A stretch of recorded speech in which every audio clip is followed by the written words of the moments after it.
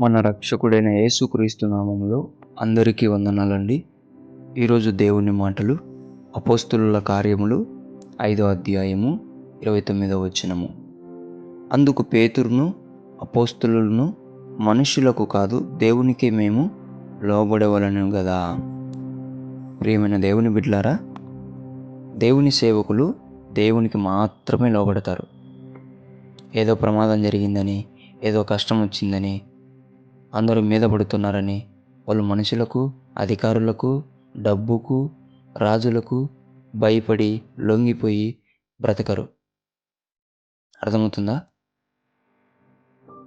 నీవు డబ్బుకు అమ్ముకోవచ్చు, నీవు మనుషులకు అమ్ముకోవచ్చు, నీవు అధికారుల కింద పడిపోవచ్చు. దైవ సేవకులు ఎప్పటికీ దేవునికి మాత్రమే లోబడతారు. ఇది తెలుసుకోవాలి ప్రతి ఒక్కరు కూడా. అందరూ వచ్చి దైవ సేవకులను, దేవుని ఆత్మచేత నడిపించబడుతున్న దైవ సేవకుల దగ్గరికి వచ్చి పెత్తనాలు చెలాయిస్తూ ఉంటారు. వాళ్ళతో దేవుడు చెప్తున్నాడు, జాగ్రత్త సుమి, జాగ్రత్త. పేతురుకు తెలియదా? అపోస్తలులకు తెలియదా? వాళ్ళు చేయాల్సిన పని వాళ్ళు చేస్తారు.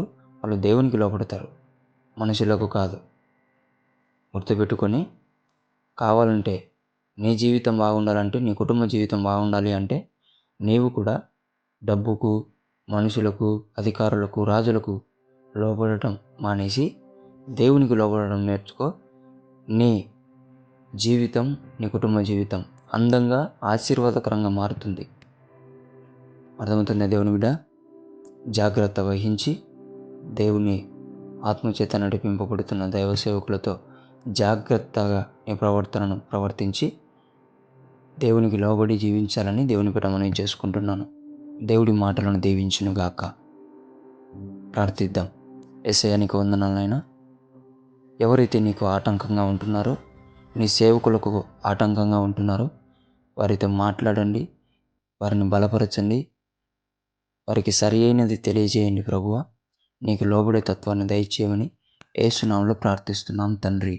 ఆమేన్.